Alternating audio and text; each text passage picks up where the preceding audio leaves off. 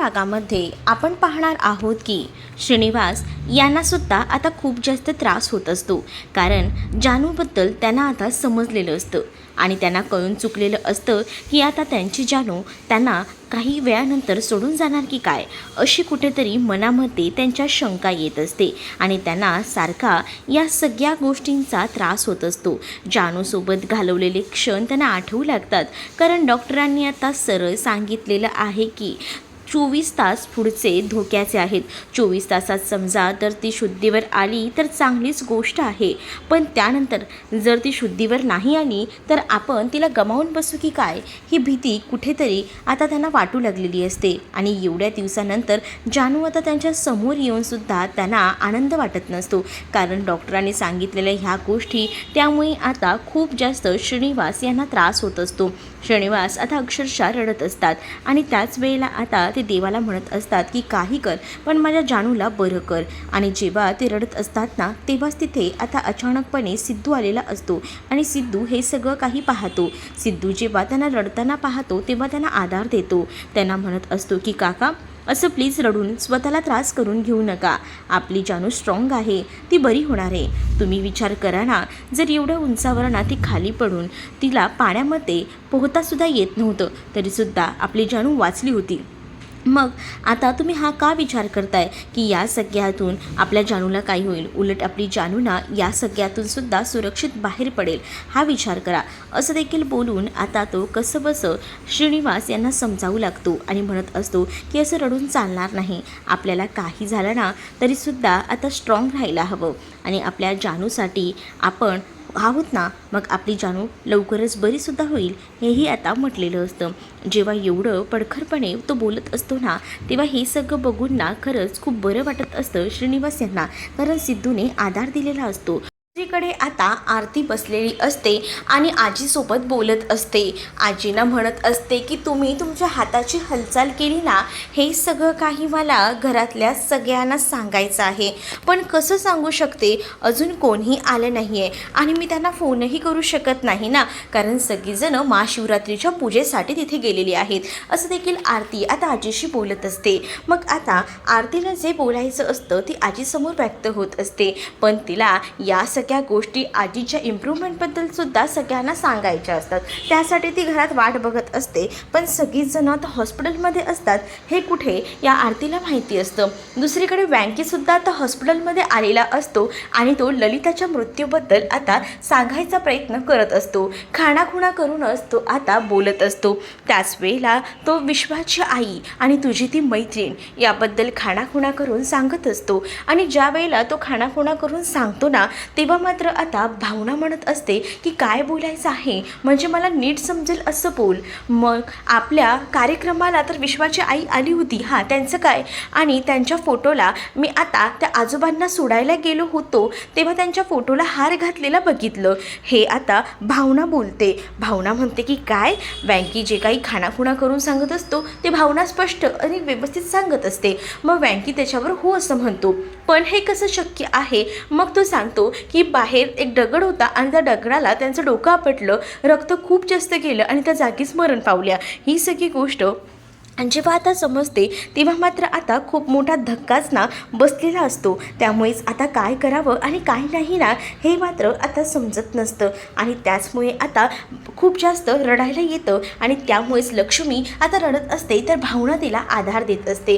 भावना तिला म्हणत असते की आई, त्रास करून घेऊ नकोस, मला कळतं आहे की तुझी मैत्रीण तुला सोडून गेलेली आहे, पण लक्ष्मी म्हणत असते मनातल्या मनात की ती माझी मैत्रीण नाही तर ती माझी वहिनी आहे आणि बाळा ती तुझी मामी आहे, पण हे मी काहीच कोणाला सांगू शकत नाही. दुसरीकडे गाडेपाटलांच्या घरातसुद्धा आता महाभारत झालेलं असतं, कारण महाशिवरात्रीच्या पूजेच्या दिवशी जो काही प्रकार घडलेला असतो त्यामुळेच आता आजी जास्तच डोकं फिरवत असतात आणि म्हणत असतात की इतके दिवस मी तुम्हाला म्हणत होते की हा महाशिवरात्रीचा प्रोग्राम हा व्यवस्थित आणि नीट व्हायला हवा आणि त्यासाठी सुद्धा तुम्ही बघितलं का, सगळं काही उद्ध्वस्त झालं, या सगळ्या कार्यक्रमाला गालबोट लागलं आणि काय गं, तू गाडेपाटलांची मोठी सून ना, असं बोलून नीला नीलांबरीला सुद्धा आजी सुनावू लागतात. नीलांबरी आता घाबरलेली असते. नीलांबरीला आता ते सगळं नीलांबरीने बघितलेलं असतं, म्हणजे ललिताचा मृत्यू झालाय, ललिता जागीच कोसळली, या सगळ्या गोष्टी तिने बघितलेल्या असतात आणि या सगळ्याबद्दलच आता ती म्हणत असते. तेव्हाच ती सांगू लागते की हे सगळं तुला आरडाओरडा करून सांगायची काही गरज होती का?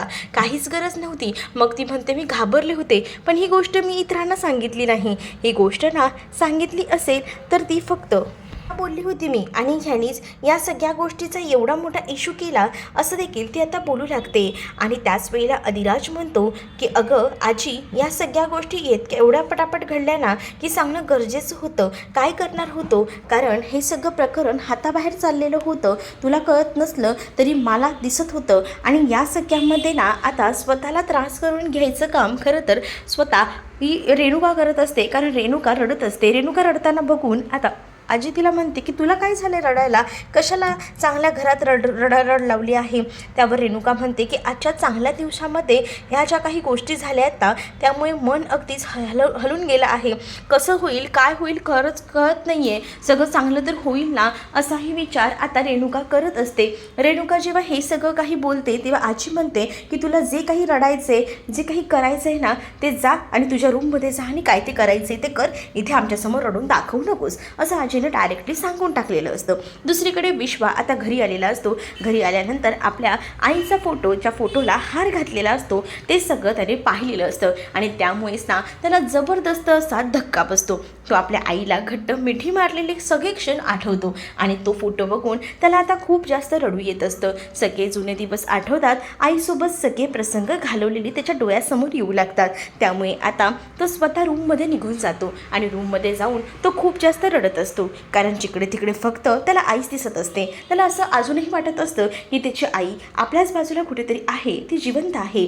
पण आता जेव्हा त्याला समजतं की नाही आपल्या आईच्या फोटोला हार घातला आहे तेव्हा दुसऱ्या कोणत्याच गोष्टींना सुचत त्याला नसतात. आणि त्याच वेळेला दुसरीकडे जे दिग्विजय असतात म्हणजेच विश्वाचे बाबा, त्यांनासुद्धा आता त्रास होत असतो. शेवटी त्यांचा आधारस्तंभ त्यांची बायको हे जग सोडून गेलेली असते आणि त्यामुळेच ना आता तेही बघत असतात त्या फोटोकडे आणि एवढ्या लवकर आमचे साथ सोडून जाशील असं आम्हाला वाटलं नव्हतं असंही काहीसं आता ते फोटोसमोर उभं राहून बोलत असतात. तर दुसरीकडे मात्र आता पाहायला मिळत असतं की वीणा ही घरी आलेली असते आणि वीणा तिथे घडलेला सगळा प्रसंग सांगू लागते आणि जानू ही अजूनही जिवंत आहे ही गोष्ट जेव्हा आता आरतीला समजते तेव्हा आरती ही खूप जास्त खुश होते. आरती म्हणत असते की किती चांगलं झालं ना, म्हणजे आजच्या दिवशी 2 चांगल्या बातम्या समजल्या. म्हणजेच बघा ना, जानूताई यासुद्धा जिवंत आहेत आणि आजींचा सुद्धा हात हल्ला होता. या सगळ्या गोष्टी आजच्या दिवशी कळल्या. त्यामुळे मला ना आजचा दिवस ना खरंच खूप छान वाटतोय आणि आता काहीच वेगळं घडायला नको असं देखील आरती म्हणत असते. त्याचबरोबर आता आरती म्हणत असते की खरंच ना मी खूप जास्त लकी आहे, कारण मी ह्या घरात सून म्हणून आली. तुम्ही सुद्धा माझा किती विचार करता, मला किती समजून घेता. या घरात फक्त संतोष दादा जे आहेत ते मात्र आपल्याला समजून घेत नाहीत, पण तरीसुद्धा एवढी सगळीजणं माझ्या बाजूने असतात ना त्यावेळेला मला त्या गोष्टीचंही वाईट वाटत नाही असं देखील आता ती म्हणत असते. जेव्हा या सगळ्या गोष्टी ती बोलून दाखवते वीणाला सुद्धा खूप छान वाटतं आणि तिलाही वाटतं की खरंच ना या घरामध्ये आपला किती विचार केला जातो. तर दुसरीकडे मात्र आता पाहायला मिळतं की या दोघींचं बॉन्डिंग तर चांगलंच झालेलं असतं, पण इकडे आजीसुद्धा या दोघींचंही बोलणं ऐकत असते, कारण आजीलासुद्धा आता बऱ्याच गोष्टी हळूहळू का होईना समजत असतात आणि आजीला जेव्हा या बऱ्याच गोष्टी समजतात ना त्याही त्यांचं बोलणं अगदीच ऐकत असतात. तर कडे भावना ही जी आहे ती सुद्धा आता विचार करत असते आणि भावनाला सगळा प्रसंग आठवत असतो की जानूसोबत काय काय घडलं आहे आणि या सगळ्या गोष्टी, आणि त्यामुळेच ना आता ती सुद्धा या सगळ्याचा विचार करूनच रडत असते. पण त्यावेळेला मात्र ती जेव्हा रडते ना सिद्धू तिला आधार देत असतो. सिद्धू तिला म्हणत असतो की भावना, तूच जर अशी रडायला लागलीस, तूच जर सगळं काही मोडून बसलीस तर कसं चालणार आहे. आता तुझ्या आईबाबांना तुझी सगळ्यात जास्त गरज आहे आणि जर तूच जर अशी खंबीरपणे उभी राहणार नसेल तर त्याचा या सगळ्याला किती मोठा फरक पडणार आहे हे समजतंय का? नको हे सगळं करूस हे सुद्धा आता म्हटलेलं असतं. जेव्हा या सगळ्या गोष्टी सिद्धू भावनाला समजावून सांगतो तेव्हा आता भावनाला सुद्धा ह्या गोष्टी कळत असतात की आपण रडून ना आता काहीच होणार नाही आहे. कारण जर आपण असंच रडत राहिलो तर या सगळ्याचा त्रास आईबाबांना होईल आणि आईबाबांना आता आपली खरी गरज आहे तर आपण आईबाबांना मदत करायला हवी असाही विचारणा आता ती करत असते. दुसरीकडे आता पाहायला मिळतं लक्ष्मी आता पोचलेली असते. त्या जागेवर जाऊन लक्ष्मीला आता काही झालं तरीसुद्धा शेवटचा निरोप का होईना द्यायचा असतो आणि यासाठी तर ती आता पोचलेली असते. शेवटचा निरोप द्यायला गेलेल्या लक्ष्मीला घराचा उंबरठा ओलांडताना सगळ्या गोष्टी आठवत असतात आणि त्यामुळेच ना आता तिला या सगळ्याचा त्रास होत असतो. ती विचार करत असते की हे सगळं काही काय होतंय. म्हणजेच मी दादाला सांगितलं होतं या घराचे पायऱ्या मी चढणार नाही, उंबरठा ओलांडणार नाही, पण आज मला हे सगळं करावं लागतंय असाही मनामध्ये कुठेतरी तिच्या विचार येत असतो आणि ती हे सगळं काही श्रीनिवास यांना बोलत असते. त्यावर श्रीनिवास आता लक्ष्मीला समजवतात आपल्याला आता काही झालं तरी माप ओलांडून जावंच लागणार आहे. जरी कितीही वचनं कितीही काही देऊन बसली असलीस तरीसुद्धा आता आपल्याला ललिताला शेवटचं तर भेटावंच लागणार आहे. यासाठी आता तीसुद्धा धीर एकवटते आणि ती आता घरात जात असते. पण घरात जात असताना सुद्धा सतत तेच विचार कानावर घुमत असतात. कारण जेव्हा पहिल्यांदा दिग्विजय यांनी सांगितलेलं होतं की तू या घरात पाऊल ठेवायचं नाही, तुझा आमचा काही संबंध नसेल, या सगळ्या गोष्टी जेव्हा आता सांगितलेल्या असतात तेव्हा मात्र आता याच गोष्टींचा विचार करते आणि तिला या सगळ्या गोष्टी आठवतात. त्या सगळ्यांचा त्रास होतो पण तरीसुद्धा आता काही ऑप्शन उरलेला नसतो. ती सरळ तशीच चालत जाते, डोळ्यात अश्रू आणि हे सगळं एकदमच दाटून आलेलं असतं आणि त्यामुळेच तिची पावलं जेव्हा जातात ना घराकडे तेव्हा तिला हाही शब्द आठवतो. कारण तिला ललिताने सांगितलेलं होतं की आता जरी तुम्ही भूमिपूजन करत असलात तरीसुद्धा पुढे जाऊन तुम्ही जेव्हा खरंच घराची पूजा कराल तेव्हा आम्हाला आमंत्रण द्या आणि तेव्हा मी ह्यांनासुद्धा घेऊन येईल. हे सगळे शब्द आठवतात. आता काही झालं तरी लक्ष्मी पाऊल ओलांडते आणि तिथे जाऊन पोचतेच. जेव्हा आता ती उंबरठा ओलांडून बघते आणि समोर जाऊन बघते तर काय, तिथे तिचा भाऊ दिग्विजय बसलेला असतो आणि समोर फोटो लावलेला असतो. त्या फोटोकडे बघून तर आता लक्ष्मीचे अश्रू काही थांबत नसतात. लक्ष्मीसोबत घालवलेला सगळा प्रसंग तिच्या डोळ्यासमोरून जात असतो आणि त्यामुळेच ना आता लक्ष्मीला पावलावर आठवण येत असते. पण ह्या सगळ्यामध्ये आता तीही काहीच करू शकणार नसते. तिला आता कळून चुकलेलं असतं की आपली जी वहिनी आहे ती आपल्याला सोडून गेली आहे आणि म्हणूनच भावाला भेटायला म्हणून का होईना ती आता आलेली असते.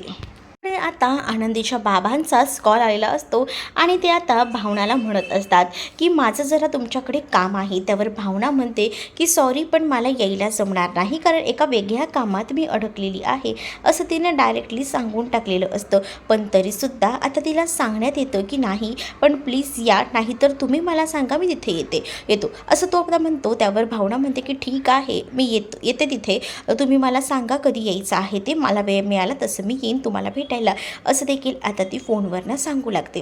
दुसरीकडे श्रीनिवास आणि त्याचसोबत लक्ष्मी आता गेलेली असतात.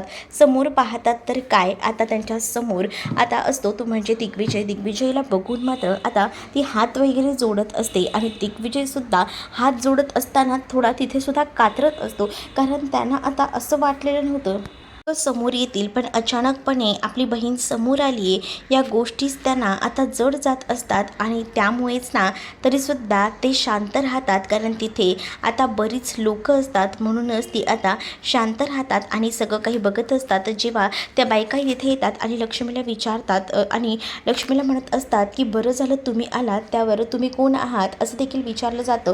त्यावर लक्ष्मी आपली ओळख सांगू लागते आणि सांगत असते की मी ह्यांची बहीण आहे आणि तुमचे खरं तर आभार, कारण ते ह्या सगळ्या प्रसंगामध्ये आजूबाजूंचाच आधार खूप जास्त असतो आणि तुम्ही माझ्या भावाला आधार दिला त्यासाठी खरंच मी तुमची ऋणी आहे असं देखील ती आता म्हणत असते. त्याच वेळेला जेव्हा या सगळ्यांनी आधार दिलेला असतो, सगळ्यांचे ती आभार मानत असते, त्यावेळेला त्या बायकासुद्धा म्हणतात की नाही, ललिताताईसुद्धा अगदीच मनमिळाऊ होत्या, सगळ्यांना मदत करायच्या, मग त्यांच्यासाठी आम्ही तर येणारच ना. खरंच ना, एवढ्यात नको व्हायला होतं हे सगळं काही, पण जे काही झालं ते खरंच खूप धक्का देणारं होतं. अचानकपणे त्या सोडून गेल्यामुळे खरंच ना अख्खं कुटुंब जे आहे ते आता या सगळ्याला सामोरं जाते असं देखील म्हटलं जातं. त्या बायका आता तिकडनं निघून जातात, तर लक्ष्मी आता फोटोसमोर ते सगळं सौभाग्याचे जे अलंकार असतात, सगळं सामान जे काही आणलेलं असतं ते ठेवायला म्हणून जाते. आणि जेव्हा ते सगळं सामान ती समोर ठेवते ना, तेव्हा मात्र आता सगळ्या गोष्टी आठवू लागतात. आणि त्याच वेळेला इथे जयंत हा सुद्धा आता विचार करत असतो, सुद्धा जानूसोबत घालवलेले सगळे क्षण आठवतात. जानूने आपल्यासोबत केवढे क्षण घालवले होते आणि आज जानू आपल्यात नाही. हा हा क्षण तिला स्वतःला खायला उठत असतो, तिला त्रास होत असतो आणि या सगळ्यामुळेच ती आता तो विचार करत असतो. आणि त्याला सारखी सारखी जयंतला जानूची आठवण येत असते. तेवढ्यातच संतोष तिकडनं जातो. संतोष हे सगळं पाहतो. संतोष म्हणतो की ही चांगली संधी आहे आणि असं बोलून तो आता पुढे जातो आणि संतोष मुद्दामूनच टोमणा मारू लागतो. संतोष जेव्हा पुढे जातो तेव्हा आता म्हणत असतो की कसं झालं ना, हे आपल्या जानूचं खूपच भयंकर झालं. या सगळ्या गोष्टी जानू बघा ना, आपल्या इथेच होती पण आपल्याला कळलंही नाही, पण आता आपली जानू बरी होईल. पण इथे ना हॉस्पिटलमध्ये काही ना काही घडतच असतं. म्हणजेच जानूच्या बाजूला जी हॉस्पिटलमध्ये बाई होती ना, ती ललिता, ती तर नाहीच राहिली. ललिता काहीतरी देशमुख म्हणे, त्या नाही जिवंत राहिल्या. त्यांचं काहीतरी डोकं आपटलं आणि त्या जागीच मेल्या. कसं ना हे सगळं केलं. आता तिच्या घरातले ह्या सगळ्याचा शोध घेतील तेव्हा त्यांना तर या सगळ्या गोष्टी समजतीलच, पण तरीसुद्धा या सगळ्या गोष्टी जेव्हा आता कळतील तेव्हा पुढे काय, म्हणजे कारण ते घरातले लोक थोडी शांत बसणार आहेत. मग जेव्हा ह्या सगळ्या गोष्टी समजतात ना जयंतला, तेव्हा कळतं आणि तो विचार करतो, खरंच म्हणजे त्यांचा जीव गेला असेल, हे सगळं काही माझ्यामुळे झालं आहे, हे खरंच खूप भयानक आहे. ही गोष्टसुद्धा आता त्याला समजून गेलेली असते आणि म्हणूनच ना आता तो टेन्शनमध्ये आलेला असतो. पण त्याच्याकडनं नेहमीच अशा चुका होत असतात.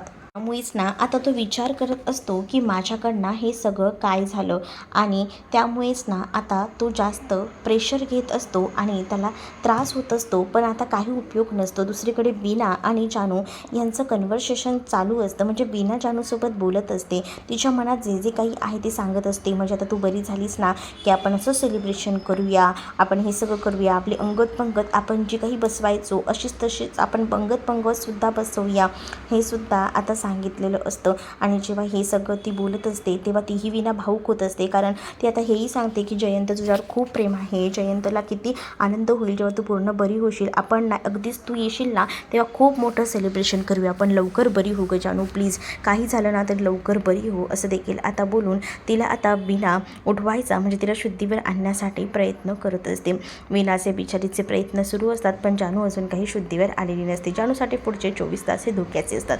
पण प्रेक्षकांनो, जानू ही जी आहे ती जिवंत असणार आहे, फक्त तिचा मेमरी लॉस होणार आहे. तिला जयंत सोडून बाकी सगळ्या गोष्टी, त्या सगळ्या गोष्टी आठवणार आहेत. म्हणजे तिची जी मेमरी जी जाणार आहे ती म्हणजे जेव्हा तिचं लग्न झालं त्याच्यानंतरची तिला कोणत्याच गोष्टी आठवणार नाही आहे, पण जेव्हा लग्न व्हायचं होतं त्यावेळेच्या सगळ्या गोष्टी तिला आठवणार आहेत. म्हणजेच ती विश्वालाही ओळखू शकणार आहे आणि त्याचसोबत तिच्या फॅमिलीला सुद्धा. दुसरीकडे आता लक्ष्मी त्या सुवासिनीच्या ओटीचं जे सामान असतं ते सगळं घेऊन गेलेली असते, पण या सगळ्या गोष्टींचा या दिग्विजय यांनी अक्षरशः बाजार मांडलेला असतो. बिचारीने ते सगळं सामान जे नेलेलं असतं ते सगळं उद्ध्वस्त करायचं काम मात्र आता त्यांनी केलेलं असतं. त्यावर लक्ष्मी म्हणत असते की हे सगळं दादा कशासाठी, एवढ्या दिवसानंतर मी फक्त ह्या घराचा उंबरठा ओलांडला आहे, तो फक्त आणि फक्त माझ्या बहिणीसाठी मी इथे आलेली आहे. पण याचीसुद्धा काहीच गरज नव्हती. मी तुला सांगितलेलं होतं की या घराचा उंबरठा तू ओलांडायचा नाहीस म्हणजे नाही, आणि तरीसुद्धा ह्या घराचा उंबरठा ओलांडायचा तू प्रयत्न केलास,